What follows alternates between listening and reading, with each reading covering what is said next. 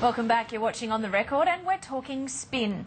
Let's get back to our first spinner. Joel Roberts is one of the world's most successful media trainers, and nobody, in Australia at least, is better trained than our politicians. The endless sound bites and the seeming ability to talk for hours without actually saying anything may be annoying, but it's still a skill. I asked Joel Roberts what he thinks of it. It irritated the heck out of me when I was a broadcaster, and it evoked all of my carnivorous instincts. It made me bloodthirsty if I felt that they were over-managing their message, if they had been media trained to the max. I actually, of all the words that I detest in the English language, two of the ones that I hate the most are media training. And I'll tell you why. Because normally that means grafting an artificial persona onto someone and hoping that it sticks for their 4 minutes with you. And guess what? That's not reality. I take completely the opposite approach as a media consultant. I don't graft a persona onto them. I remove whatever is in the way of their genuine self, and I bring that genuine self to the fore. Now, that's a risky thing to do. But to use an American metaphor, if you can connect the ball with the bat, you're likely to hit it over the fence. Home runs occur when people are authentic, when they are real. And that's a real possibility no matter where you go. So if you get back to the political arena and you look at the famous excerpts that we have seen over the years of the really effective politicians in their prime, Bill Clinton when he was great, Barack Obama on the campaign trail, Tony Blair, Margaret Thatcher, when they really were speaking spontaneously from who they actually are, that was when the sun came out and shone for everybody. How do we get them there? There's a bit of an art to that, but it can be done. Well, speaking of politicians, you've arrived in Australia at an opportune time. We've just had a new government installed. I don't know how much of our politicians speaking in the media you've caught, but what do you make of them? I think that Australian politicians are somewhere between American and British. Here's what I mean by that. I think that there is obviously a tremendous cultural holdover from Britain here in Australia. From the way that people tailor their suits to some of the expressions they use. I will never forget, for example, I'll come back to politicians in a moment.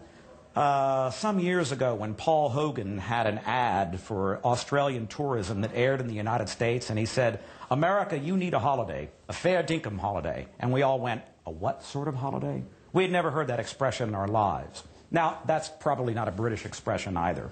But there is a lot here that really is a carryover from the Brits. American politicians, for the most part, tend to be less comfortable than, let's say, the British Prime Minister with being probed spontaneously. You know, in the House of Commons, you have got to be able to stand up and take the abuse live and in color from the other side, or you can't survive. An American president can actually get away with not doing that quite as much. Australians are somewhere in between. I actually love watching the Australian political scene, and I realize that right at this time, you know, the situation has been resolved apparently with who's going to be the next Australian Prime Minister. You're here to speak at a major marketing conference, bringing, I suppose, primarily messages that you've developed in the United States. Do you have to change any of those to make it work in Australia? Is an Australian audience different? Yes and yes. Let me take the second one first. I adapt it to the local environment. Obviously, you are an Australian broadcaster, and I don't need to mention Katie Couric or Diane Sawyer here. Although, we find that a lot of Australians do watch American media a fair bit, and frankly, we in the States, now with the profusion of cable channels, are more aware of your country than you might give us credit for. And we love Australian actors, and we love Australian movies. So I do tailor-make it, but I'll tell you something. What I call the language of impact is universal. Impact is impact no matter where you are. We have seen a fascinating thing in the last 5-10 years. With the advent of the computer, everybody, as I said before, is a broadcaster. Everybody is a publisher. You don't have to be Penguin to publish a book. And you don't have to be Sky in order to broadcast. You can blog, you can podcast tomorrow. The technology of mass communication has been democratized, but the techniques have not. That is what we show people, how to use the skills that you have in order to reach a mass audience. We find that those are completely universal. I've had people from every country on earth pretty much in our seminars. I've taught in Asia. I've taught Singaporeans, Chinese, Japanese, Thai, Malays, everybody. Australians, who are, of course, an exotic species unto themselves. The Brits, who are a unique challenge. And you know what? I find that the language of impact is universal pretty much across the board. You still have to tell stories. Concrete is still more impactful than abstract. It's pretty much the international tongue right now. I'm flattered that you put me in the same category as Diane Sawyer. A final question, best communicator? That I've ever met? I can give you a couple examples if I might. One was Candy Lightner. I don't know if you know the name. She founded Mothers Against Drunk Driving in the United States. She lost, I believe, a daughter to a drunk driver. She was not a polished spokesperson by any stretch of the imagination. And yet, when she told her story, as we said on KABC radio, the audience pulled over to the side of the road because they couldn't listen to her and drive at the same time. She was that compelling. Obviously, Bill Clinton is a phenomenal communicator. His personal flaws notwithstanding, he's a very effective human being when it comes to sharing a message. Barack Obama is having serious challenges now as a president, but on the campaign trail, he was almost without peer.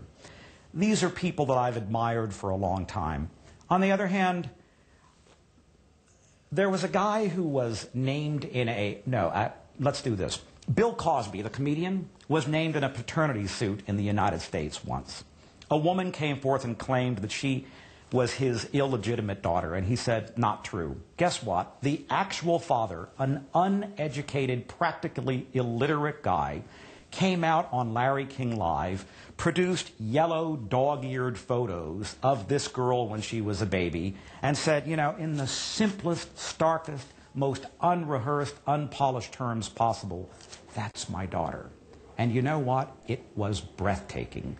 I was spellbound. He was ironically one of the best communicators I've ever seen, which shows that connecting with truth and connecting with your heart is better than any degree of polish that anyone will ever find.